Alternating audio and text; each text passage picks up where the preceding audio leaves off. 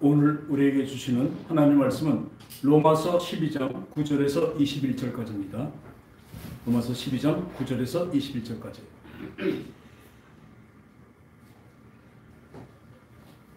좀 길지만요, 같이 한 단원이니까 또박또박 교독하겠습니다. 로마서 12장 9절. 사랑에는 거짓이 없나니 악을 미워하고 선에 속하라. 형제를 사랑하여 서로 위하고 존경하기를 서로 먼저하며 부지런하여 게으르지 말고 열심을 품고 주를 섬기라. 소망 중에 즐거워하며 환난 중에 참으며 기도에 항상 힘쓰며 성도들의 쓸 것을 공급하며 손대접하기를 힘쓰라. 너희를 받게 하는 자를 축복하라. 축복하고 저주하지 말라. 즐거워하는 자들과 함께 즐거워하고 우는 자들과 함께 울라. 서로 마음을 같이하여 높은 마음을 조심하고 도련한 죄에 처하며 스스로 지혜에 인치하지 말라. 아무에게도 악을 악으로 갚지 말고 모든 앞에서 선한 일을 도모하라. 다시 거듭 너희로서는 모든 사람과 더불어 화목하라. 내 사랑하는 자들아, 내가 너희가 친히 원수를 갚지 말고 하나님의 진노하심에 맡기라. 기록되었을 때 원수가 없는 것이 내게 있으니 내가 갚으리라고 주께서 말씀하시니라. 네 원수가 주를 먹이고 목마르기를 마시게 하라. 그리함으로 네가 술을 먹는 것을 사랑하느니라. 다 같이요. 악에게 지지 말고 서로 악을 이기라. 아멘. 오늘 이 말씀은 우리 그리스도인, 따라합시다. 그리스도인, 기독교인. 바로 우리 기독교인들은 그리스도인이라고 말하고 있습니다. 그리스도인은 뭐예요? 그리스도를 따라가는 자들입니다. 그리스도를 섬기고 그 말을 순종하는 자를 그리스도인이라고 말하고 있습니다. 그래서 우리가 어떤 데 쓸 때 이 종교를 쓸 때 이제 기독교 이렇게 쓰는데요. 그게 거기에 대한 분명히 우리에게 책임이 따르고 또는 의무도 따릅니다. 기독교인이라면 어떻게 살아야 될까? 주님 안에 있는 자들은 어떻게 살아야 될까? 또 그것을 성령으로 제시해 주십니다. 오늘 그 말씀하고 있습니다. 사랑에는 거짓이 없나니 악을 미워하고 선에 속하라. 바로 이 그리스도인의 생활에 바로 정리하고 있습니다. 하나로 정의한다면 이 모든 것이 다 사랑입니다. 사랑하라는 것이죠. 그렇기 때문에 보면 형제를 사랑하고 서로 위하고 존경하기를 서로 먼저 하며 부지런하여 게으르지 말고, 분명히 말하지만 예수를 섬기는 것도 열심히 있어야 됩니다. 우리 주님을 따라가는 길은 쉽고 아주 쉬운 길이 아니라고 말씀드렸죠. 넓은 길이 아닙니다. 좁은 길이고 협착한 길입니다. 좁은 문입니다. 왜 그렇습니까? 우리를 바꾸시려고 하시기 때문에, 하나님 우리를 거룩하게 만드시려고 하시기 때문에 그 길을 우리에게 열어놓으신 것입니다. 그 길을 걸어가는 동안에 우리는 환난과 고난과 여러 가지 역경이 있습니다. 그러나 그것이 나를 만드시는 하나님의 손길인 있는 것을 분명히 아시기 바랍니다. 우리 찬송에 보면요, 하나님의 부르심에는 후회하심이 없네. 그 후렴에 이렇게 나옵니다. 그 길은 좋은 길이고 또한 완전한 길이래요. 맞습니다. 지금 우리 삶을 보면 하나님 안에, 주님 안에 있고 주님을 믿고 따라가는 우리에게는 그 길이 바로 뭐냐면 바로 가장 좋은 길이고 가장 완전한 길입니다. 누구한테요? 나에게. 그러니까 내가 볼 때는 그것이 좋은 길이 아닐 수가 있습니다. 거의 대부분 그렇습니다. 주님을 따르는 길은요, 참 힘듭니다. 이 세상에서 편할 수가 없습니다. 그러나 그 길을 가는 것은 뭐예요? 그 결과를 우리는 알기 때문에 그렇습니다. 이 땅에서 잠시 편한 거면 편하고, 이 땅에서 잠시 좋은 거는 잠시 있다면 분명히 끝나버립니다. 또 그 결과는 뭘로 나타나요? 멸망으로 분명히 나타납니다. 그러나 이 땅에서 이 땅의 것을 진짜 육체의 잠, 육체의 정욕, 안목의 정욕, 이생의 자랑을 다 버릴 수 있는 것은 우리는 그 결과가 있기 때문에, 그것을 믿기 때문에 그렇습니다. 그 길은 좋은 길, 그 길은 완전한 길, 그것이 나에게 주어진 것을 나는 믿네. 우리 그 믿음이 있습니다. 어떤 믿음? 나에게 지금 현재 주어진 이 모든 상황은 하나님이 나에게 주신 가장 적합한 길이고 좋은 길이라는 것을 우리 믿습니다. 완전하신 하나님이 왜 우리를 이렇게 만드시겠습니까? 그 완전하신 하나님, 사랑에 충만한 하나님이 왜 나를 이렇게 고난과 역경 속에 놓으셨을까요? 아버지의 사랑으로 나를 만드신 것입니다. 자식을 잘 만들면 징계를 해야 돼요. 징계가 없으면 망나니가 돼버려요. 진짜 사랑한다면 그 죽어라고 때리는 아버지가 어디 있겠습니까? 죽을 만큼이나 때려서 고쳐내는 것이 아버지의 사랑인 것입니다. 우린 늘 완전하지 못하기 때문에 그 완전으로 가는 그 상황이 있기 때문에 하나님은 계속 진짜 누구 말대로 지도와 편달과 채찍이 있는 것입니다. 그래서 나에게 오는 어떤 어려움 왜 왔을까? 그러니까 우리 기도를 이렇게 합니다. 어떤 큰 중환병을 걸리더니 아주 큰 환난을 당하면 주님 도와주세요 할 수 있습니다. 근데 그 전에 해야 될 거 있어요. 주님 이게 왜 저한테 왔죠? 지금 이 경우가 왜 저한테 왔습니까?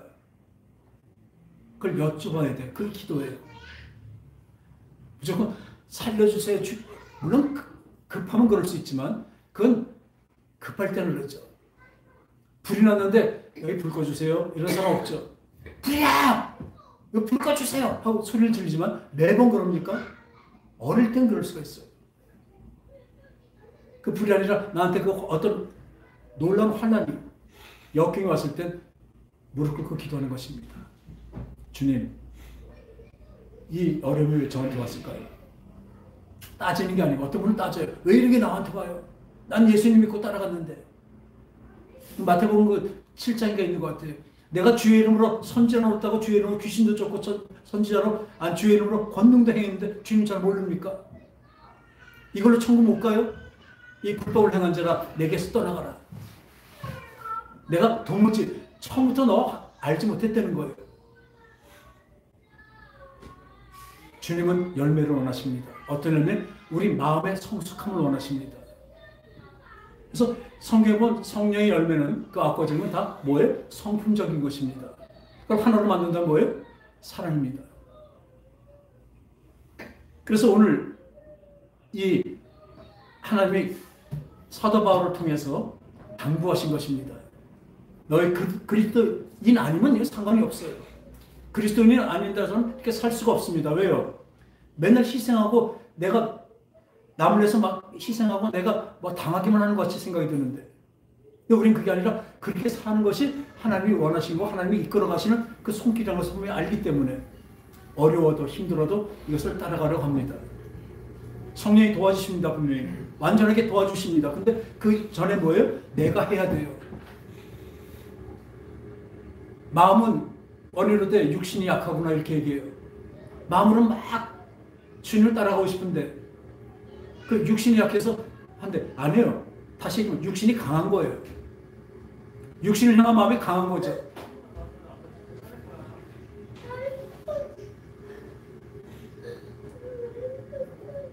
강해서 육신이 그 마음을 그 소망을 꺾고 놓는 거라니까요. 그럴 때는 이렇게 말씀하십니다. 소망 중에 즐거워하며 환난 중에 참으며 기도에 항상 있으려. 그렇게 내 기도를 할 수 있는 거예요. 성도들이 쓸 것을 공부해 손대접하기를 힘쓰라. 그리고요, 그 다음에 보세요. 우리 그리스도인들은 언제나 보면 어쩌면 반대로 삽니다. 세상 사람들은 하는 그 행동과 그 방식을 따라가지 않습니다. 아까도 오면서 얘기하지만 이 하나님이 원하시는 믿음과 하나님의 말씀은 하나도 변하지 않았습니다. 1.1획도 변하지 않았습니다. 근데 우리의 삶이 변하고 우리의 생활 방식이 변하기 때문에 믿음의 방식까지 변해버려요. 아닙니다. 그거는. 왜 세상을 따라간다면 뭐하러 믿습니까? 세상이 이러니까 물론 여러 가지 패턴들은 바뀔 수가 있죠. 우리 옷 입는 것이 바뀌는 것 같이 바뀔 수는 있습니다. 그러나 그 근본이 바뀐다면 절대로 안 됩니다.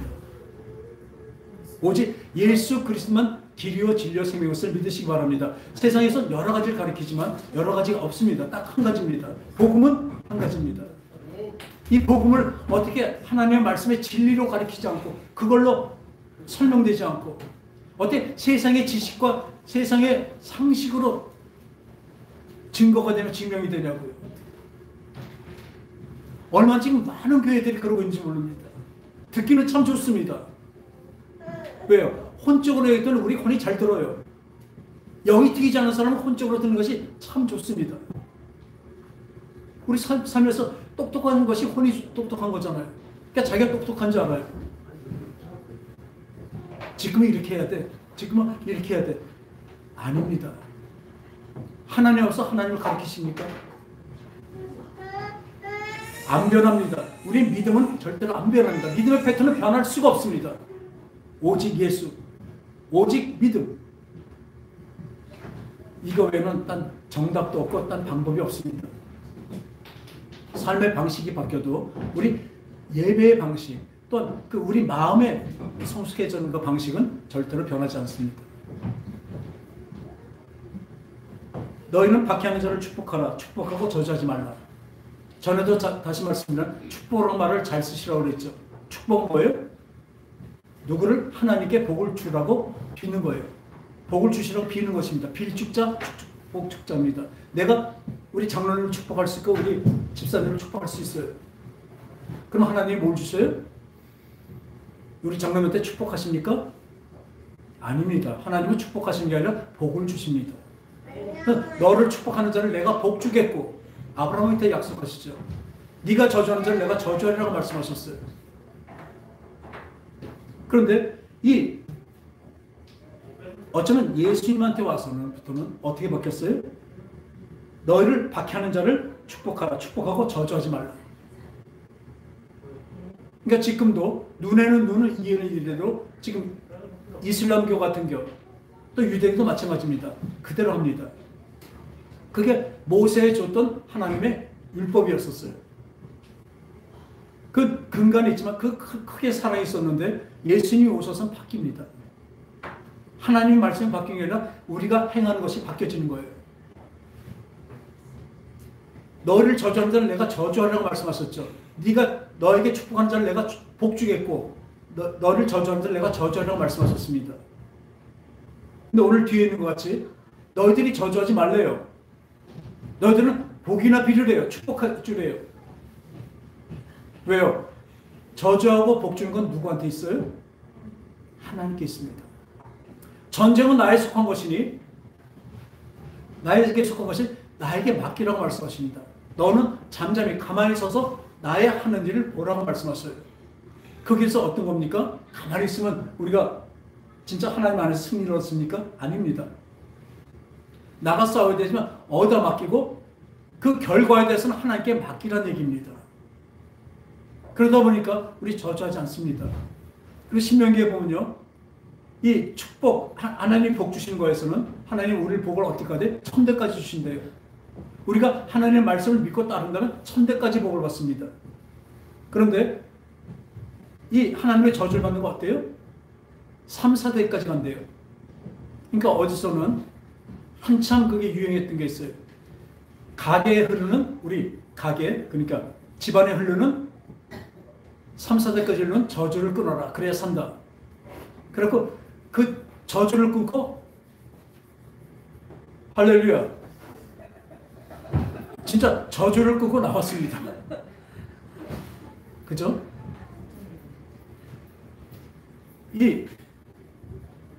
지금 놀라워서 얘기가 말이 안 나오네. 뭐까지 했죠? 3, 4대까지. 그러니까 그 얘기로 3, 4대 끊는 저주를 해서, 그러니까 어떤 요술 같은 걸 얘기하고 있어요. 예수 이름으로 쫓아내면 그걸 끊어야 우리가 저주를 끊는다. 그 말이 아니잖아요. 저주가 3, 4대까지 간다는 게 아니라 1000대와 비교해서 3, 4대밖에 안 되니까 뭐예요? 저주는? 거의 없다는 얘기죠. 그 복이 우리에게 주는 복이 얼마나 크다는 것을 또 말씀하고 계신 거죠.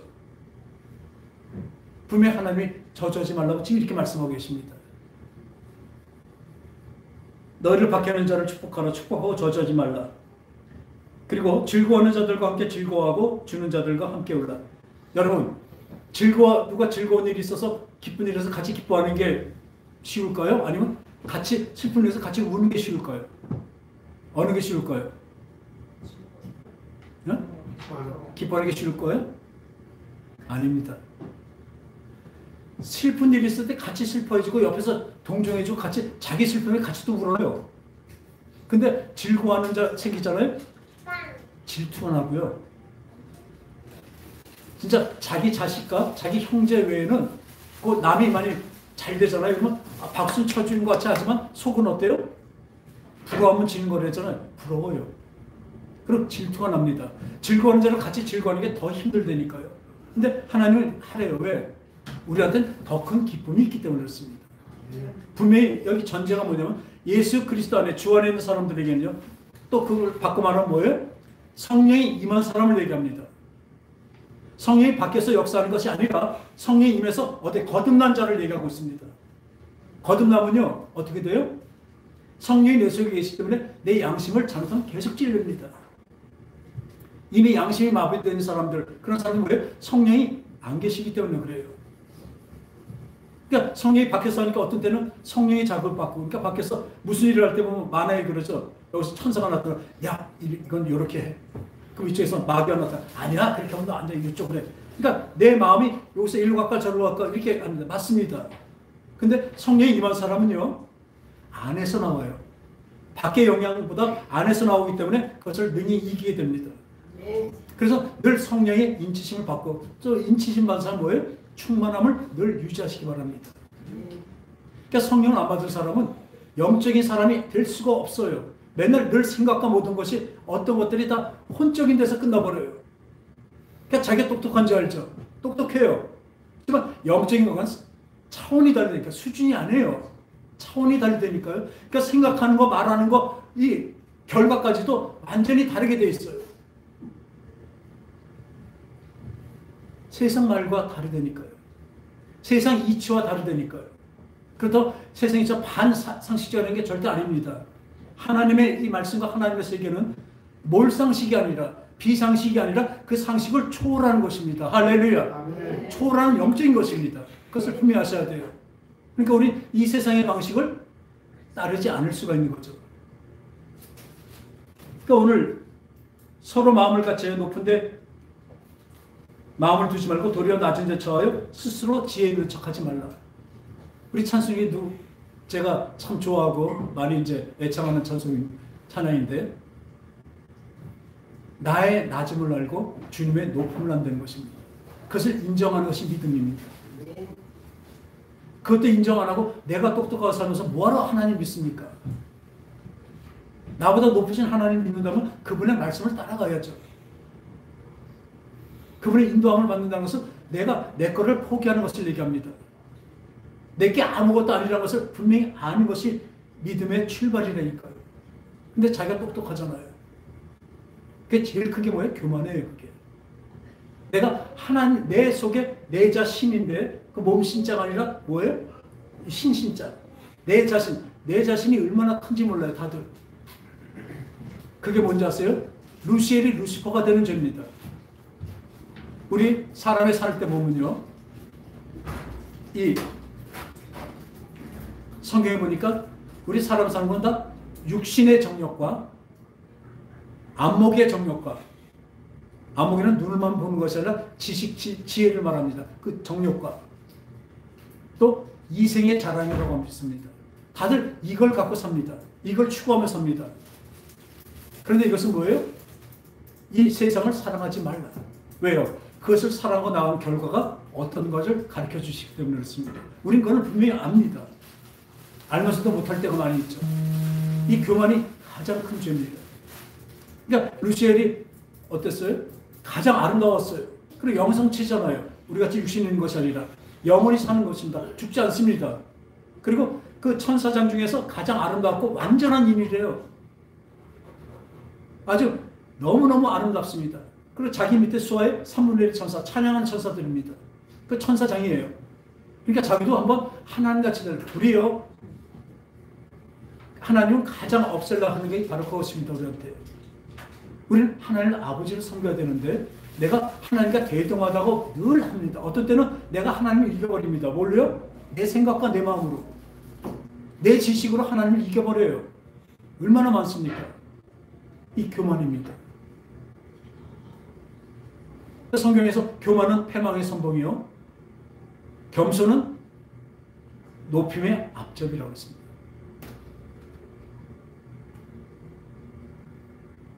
표현이 좀 바뀌었네요. 그죠? 아무튼 알고 들으십시오. 교만은요, 패망합니다. 오늘 이 말씀을 듣다가 아주 예화가 이렇게 잘 맞는 게 없었어요. 하나님이 우리한테 바로 보여주십니다. 이번에 아시안컵 대회에서 세계 86인가 88위밖에 안 되는 요르단하고 피파 랭킹, 우리는 23위예요. 상대도 안 돼요. 그리고 우리는 팀이 역대 최고의 스타들만 모였어요. 우승하리라 다들 장담했었어요. 물론 이 전체 게임부터 전체를 훈련부터 다 담당하는 그 감독을 완전히 엉터리 감독을 써놔갖고 이렇게 엉터리를 쓸 수가 없었어요. 그래서 해줘 축구래, 해줘 축구. 자기가 전술하고 하는 것도 아니라 해줘, 니네들이 잘해줘. 무조건 그 선수들, 스타 선수를 다 씁니다. 다 지쳐버려갖고. 그런데 그 요르단한테 0대2로 패했습니다. 그냥 패한 것이 아니라 4강전에서 패했는데 그냥 패한 것이 아니라 유효 슈팅, 그러니까 골대 안으로 들어가는 거, 이제 골키퍼 막은 것 같이 하죠. 유효 슈팅이 뭐예요? 제로입니다. 우리 분데스리가 그 영국 리그에서 우리 손흥민 선수는 자기 존이 있어요. 거기서 슛을 하면요 100% 넣습니다. 근데 이 사람이 하나도 못 넣었어요. 왜요? 볼이 안 왔어요. 볼이 와야 슛을 하든지 하죠. 근데 우리 아주 잘하던 아주 슛돌이라는 이강인 선수가 있는데 조그만 게 잘해요. 그날 볼을 몰고 계속 혼자 몰고 슛 패스를 안 해줘. 볼을 뺏겨서 골까지 먹게 하고 혼자 계속 몰아요. 오직하면 한 선수가 손흥민 저쪽에 빈 데 있으니까 빨리 주라고 그렇게 가리키고 막 하는데도 안 줘요. 왜요? 삐져서 그렇더라고요. 나중에 하는 게 삐져서 그렇더라고요. 그 전날 바로 경기 전날이니까 저녁 식사를 하고 다 같이 모여서 내일 위해서 우리 서로 팀 미팅 좀 하자. 같이 모여서 얘기도 하고 하자. 그랬더니 이 어린 선수들 3-4명이 옆에 방에 가서 탁구를 치러 간다고 그래요. 우리가 주장이 말하면 들어야 될 거 아니에요. 근데도 말 안 듣고 우리 가서 친대 야단을 쳤겠죠. 치고 했더니 내가 할 건데 네가 왜 그러냐 하면서 막말을 하면서 싸움이 났어요. 9살이나 많은 주장한테 그것도 막말하고 욕을 하고 나중엔 주먹까지 휘둘르고 그럼 막말을 했어요. 그 바람에 이 주장인 손흥민이 나중에 그거 말리고 그러다가 손가락까지 2개나 부러지는 부상을 당했어요. 그리고 그 다음 경기에 나와서 그런 일을 한 거예요. 왜 그랬나? 그 이강인 선수는 우리 알다시피 슛돌이 어렸을 때부터 아주 이름을 날리면서 지금 23살인데 전성기예요. 잘해요. 그리고 잘하는 것보다도 인기가 또 많아요. 그러다 보니까 그 스페인 리그 가서도 그러고 여기 지금 프랑스 리그까지 프랑스의 상제르맹이라고 아주 유명한 구단까지 와서도 그 월드 클래스 음바페라든지 네이마르라든지 그 진짜 월드 클래스 톱 클래스의 그 선수랑 같이 경기를 하면서 걔네들이 이뻐하고 같이 사진 찍고 그러니까 지가 월드 클래스인 줄 알아요. 착각을 해버렸습니다. 그리고 그 안에서 인기를 많이 얻으니까 그 유명한 팀 안에서도 유니폼이 1위예요. 아주 자고할 만하죠. 그런데 그러다 보니까 그동안에도 보니까 이 국내 선수들은 우습게 알아버린 거예요. 그 어린 마음에 벌써 니네들은 나하고 형편없이 나하고 상대도 안 된다는 이런 생각이 있는 거예요. 그 교만함이 아주 그냥 하늘을 찔러요. 그런 상태니까 그 전날 내가 탁구 치키는데 네가 왜 그러냐 이런 식으로 싸움이 났던 거죠. 있을 수 없는 일이지만 그런 일이 났습니다. 제가 왜 이 말씀을 드리냐면 이 과정이 있는데 그러고 난 다음에 지고 나서 다 와서 이제 축구협회에서부터 이러는데 이 일이 터지고 나니까 난리가 난 거죠. 이 교만한 것의 결과가 어떻게 됐어요? 당장 이 국가대표에서 퇴출시키고 영구 퇴출, 또 저번에 아시안게임에서 우승했기 때문에 군 면제가 되었습니다. 군대도 다시 보내야 된다. 이거 혜택 줄 수 없다. 많은 사람들이 이렇게 화를 냈죠. 화나게 했죠. 자기 그 사적으로 잘못한 것도 교만도 잘못됐지만 그걸로 경기를 망쳤으니까요. 그건 축구 선수 자체로도 자격이 없는 겁니다. 그런데요.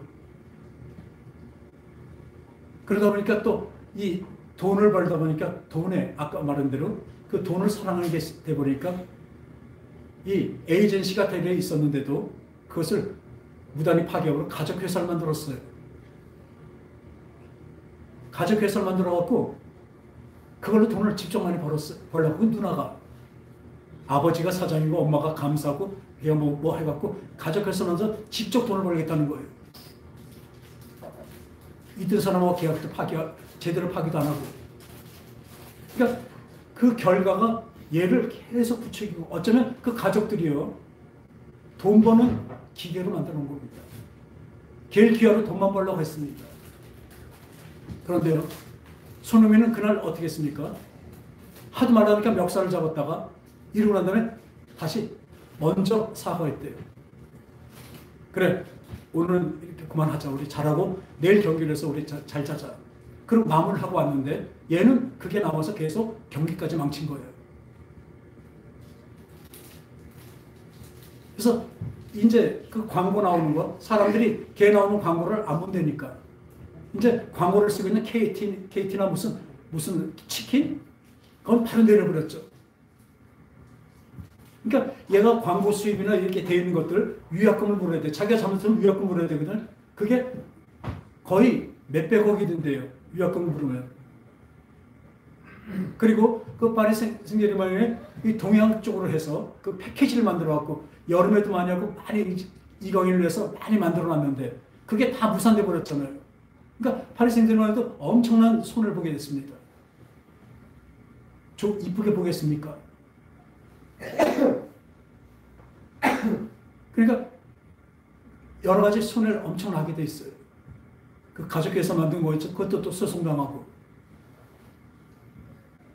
그런데 그 결과로 바로 올린다고 올린 게 그냥 아직도 정신을 못 차리고 그 글이 손흥민한테 사과한 거 하나도 없고 그냥 국민한테 막 이렇게 눈을 끼치고 죄송합니다. 이 정도 올려놓고 끝나고 그 다음에 자기 대리인을 통해서 주먹질을 안 했다 뭐 이런 변명이나 하고 있었어요. 그런데 결과가 이렇게 해서 완전히 멸망으로 가게 생기니까 런던까지 따라 쫓아가서 손흥민을 그때서야 만났고 사과하고. 손흥민은 어떻게 했을까요? 런던까지 와서 또 같이 사진 찍어주고 이제 용서해주자. 나도 젊었을 때 잘못을 많이 했는데 이게 젊어서 그런 거니까 용서해주자. 그런 덕을 보여요. 그러니까 어떻게 돼? 손흥민은 겸손의 최고치고 얘는 아주 교만의 최고치예요. 용서하자고 했습니다. 여기서 우리 봅니다. 아무 연관이 없는 유명한 축구 스타들, 옛날에 레전드들 이런 사람들이 다 얘기합니다. 손흥민을 뭐라고 얘기해요? 겸손과 사랑의 대명사로 봐요. 최고의 그 주장으로 봐요. 근데 그런 손흥민을 향해서 싸웠다는 걸로 이강인은 더더욱 완전히 매도가 되는 거죠. 근데 이걸 봅니다. 왜 손흥민은 저렇게 겸손할까? 이 이강인에게 계속 하는 일을 보면 누가 옆에서 말리면 있지요. 아니 그러고 난 다음에 경기장 나가면서 휘바람 부는 걸 사진을 올리고 자기 생일 파티하는 거 올려요. 그 상황에. 누가 그거 보고 좋아합니까? 그걸 말려줄 사람이 없는 거예요. 이강인은 말려줄 사람이 없는 거예요. 어떤 사람이 없어요? 손흥민에게는 손흥정이라는 아버지가 있어요. 이 사람 믿음 좋은 사람입니다. 또 자식한테 무서운 사람입니다. 왜요? 사랑하기 때문에. 한 번도 누가 월드클래스니까 우리 저 아들은 월드클래스 아니다. 아직도 멀었다. 겸손에까지 가르쳐요. 최고로 가르쳐야 겸손입니다. 우리 예수 믿는 자들도 마찬가지입니다. 우리는 하나님 앞에서 겸손해야 돼요. 그게 사람 앞에서도 겸손합니다. 네가 낮추면 내가 높이라고 말씀하셨어요. 분명 말씀, 네가 낮추면 내가 높이리라. 하나님 높임을 받는 저와 여러분 되시기 바랍니다. 아멘. 이게 참 중요합니다. 우리는 하나님 앞에 얼마나 교만한지 몰라요. 내가 더 세지 않을까요? 이 겸손에 대해서 얼마나 많이 가르쳤는지. 야단 책망을 얼마나 많이 합니다. 근데 이강인에겐 이 잡아주는 책망하는 사람이 없었잖아요. 그러니까 어떻게 했습니까? 가르침을 받지 못했는데, 어느 것이 잘하는 것이 어느 것이 나쁜 것이 모르는데 그냥 나만 잘났다니까 옆에서 막 부족해주고, 그 가족들도 야 네가 제일이다, 네가 많은 사람들이 떠드니까 그걸로 그냥 높이만 잡으려고. 그 추락할 때 어떡합니까? 그냥 높이 올라갔으니. 추락하는 건 날개 있어요, 없어요? 없어요. 지금 나락으로 떨어져 버렸잖아요. 하나님은 이걸 통해서 우리에게 분명히 보여주신 것입니다. 네가 높아지면 내가 낮추고, 네가 낮아지면 높이라는 하나님의 뜻입니다. 그 뜻이 왜 그러냐면 우리의 가장 큰 죄가 뭐냐면 교만인데, 우리도 하나님 앞에 교만한 것입니다. 루시엘이 루시퍼가 된 게 바로 그거였었잖아요. 나도 북극성 높은 데 올라가서 이 다들 높임을 받으리라. 나도 하나님 되리라는 겁니다. 내가 꿀릴 게 없답니다. 그러니까 하나님 어떻게 돼요? 그때 잡아서 쳐놓으시잖아요. 이 땅으로 감옥으로 쳐놓으십니다. 영원한 감옥, 영원한 이 감옥에 쳐놓으셨다가 마지막 때 영원한 불 속으로, 영불 속으로 들어갈 것입니다. 지금 잠깐 갇혀있는 것뿐이에요. 우리도 이런 유예기간이 있는 것입니다. 우리 몸이 있을 때 우리 자기 몸을 자랑하지 마십시오. 자랑하는 것을 보면 오만, 교만, 거만이 있습니다. 거만한 거 알죠? 이거. 오만한 거, 오만 방자한 것을 얘기하죠. 교만한 거 뭐예요? 좀 사람이 이쁘거나 능력이 있으면 교만해집니다. 그렇지? 이 하나님은 손흥민의 아버지 손흥정을 통해서 이 손흥민을 잘 교육한 거예요. 징계도 많이 했더라고요.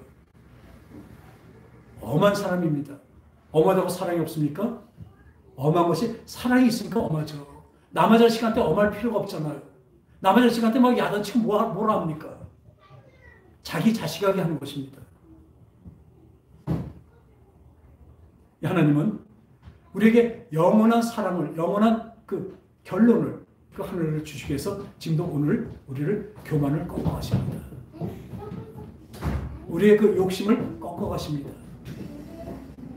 그 꺾어 가실 때 아멘. 그러니까 이 손흥민이 또 훌륭한 게 뭐예요? 훌륭하게 만드는 그 손흥정 아버지의 질책과 징계와 교육이 있을 때 뭐 했어요?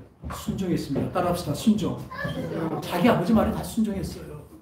우리 하나님 아버지 아래 순종합니까? 근데 믿음이 있어야 순종하죠. 우리 아버지가 말하는 건 맞다고 믿었기 때문에 순종했죠.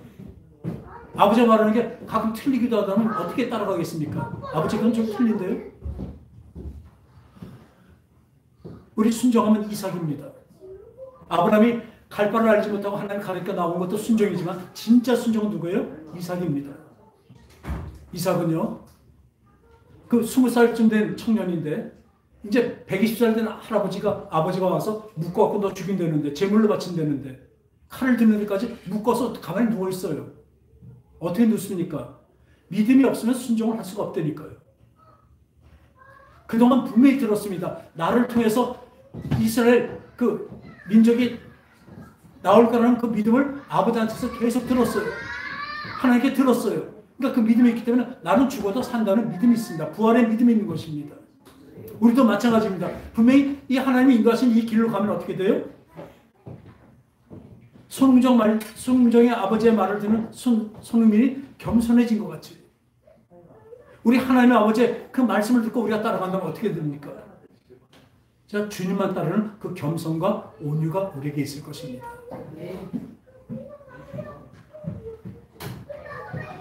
주님이 말씀하시죠.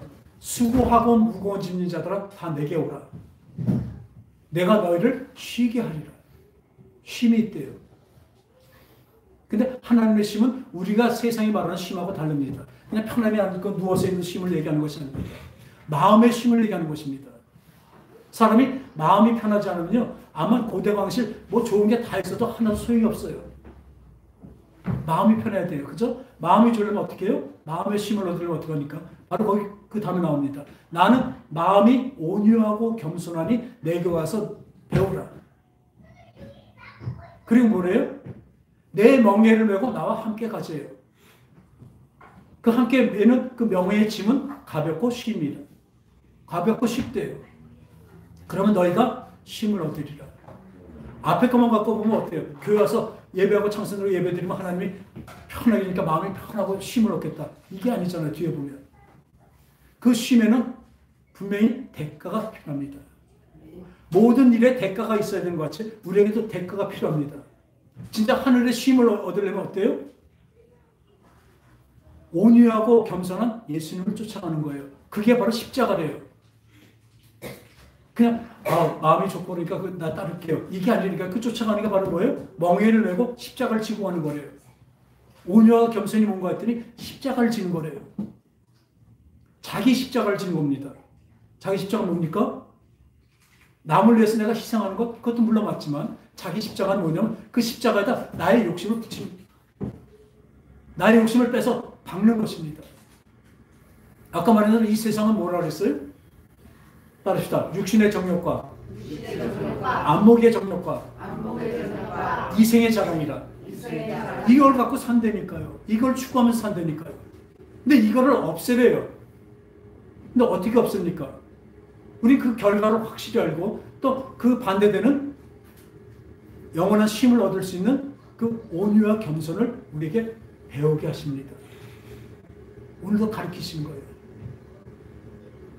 그 길이 하나님 보시기엔 가장 좋은 길이며 가장 완전한 길이시지만 완전한 길이 주시면 우리에게 볼 때는 어떻게, 우리가 볼 땐 불완전해 보이고 싫어요. 힘들어요. 십자가를 지는 사람이 어떻게 쉽겠습니까? 자기 십자가를 지고 갈 때 자기 십자가, 내 생각과 마음과 내 나태함과 나의 안락함을 버리는 거예요. 도리어 그 고난의 길을 가는 겁니다. 그걸 택할 때 하나님은 성령으로 우리를 만들어 가십니다. 그걸 택해서 나갈 때 만들어 가십니다. 오늘도 깜짝 놀랐어요. 육체의 정욕을 이기고 나왔어요. 또 안목의 영역 뭐예요? 우리 지식과 지혜와 모든 것을 얘기합니다. 그것을 추구하잖아요. 근데 그게 하나님 앞에 뭐가 됩니까? 하나님의 지식과 내 지식이 어때요? 하늘과 땅 차이는 것을 분명히 아시기 바랍니다. 자기 거 얘기하지 마세요. 제일 바보 같은 사람이 뭐냐면, 근데 많이 그런데 하나님 앞에서, 근데 하나님 내 생각에는요 많이 해요. 하나님 이거는 아닌 것 같은데요? 아닌 것 같아. 그래요. 하나님 사실 이거보다는 이렇게 하는 게 좋지 않으세요? 하나님과 협상합니다. 어린애가 얘기하는 건 똑같아요. 어린애가 아무것도 모르는 깐날 아직 2~3살 된 애가 맨날 달라는 게 뭐예요? 단 거, 초콜릿, 사탕 달래잖아요. 근데 계속 먹으면 안 되잖아요. 그 부모가 어떻게 봅니까? 이 부모를 그 애기 따라는 자기가 제일 인자라요. 단자라요. 우리가 똑같습니다. 우리 생각이 어린애와 같습니다. 내 생각이 다 맞다. 아니에요. 의리를 볼 때는 아니잖아요. 그렇지? 하나님의 생각은 내 생각보다 높은 걸 믿으시기 바랍니다. 그걸 인정하시기 바랍니다. 이 믿음의 시작이에요. 그래서 육신의 정욕과 안목의 정욕과 또 이생의 자랑, 진정으로 주님 앞에 겸손하기 위해서 기도하시기 바랍니다. 네. 하나님, 나는 교만합니다. 저도 지금 마찬가지예요. 저는 교만합니다. 겸손한 온유한 자 되게 주님 도와주세요. 우리의 기도가 이렇게 되기를 원합니다. 그럼 하나님, 그럼 내가 그 기도 기다렸다 해주실 것입니다. 기도하겠습니다. 하나님 아버지, 주님의 그 크신 사랑을, 아버지의 사랑을 다시 한번 깨닫습니다. 우리 자녀들 어렸을 때는 우리가 제일인지 알고 우리가 최고인지 알고 그렇게 삽니다. 그러나 그 어른의 심정을 알지 못하고 어른의 그 사회를 알지 못하기에 우리는 늘 그 안에서 교만하고 오만하고 거만하며 잘못을 저지르면서도 잘 사는지 알고 있습니다. 그러나 오늘도 성령으로 우리에게 깨우쳐주셨으니 교만은 패망의 선봉이며 바로 존귀함의 앞잡이는 겸손이라고 가르쳐 주셨사오니 주님의 겸손함을 배워나가게 하여 주시옵소서. 이 모든 우리 앞에 오는 모든 상황은 주님이 주신 가장 좋은 길이며 완전한 것을 믿습니다. 그러기에 억지라도 힘들지만 견디면서 감사하면서 나가려 합니다. 주님 성령으로 도와주시고 인도하여 주시옵소서. 거룩하신 예수님의 이름으로 기도합나이다. 아멘.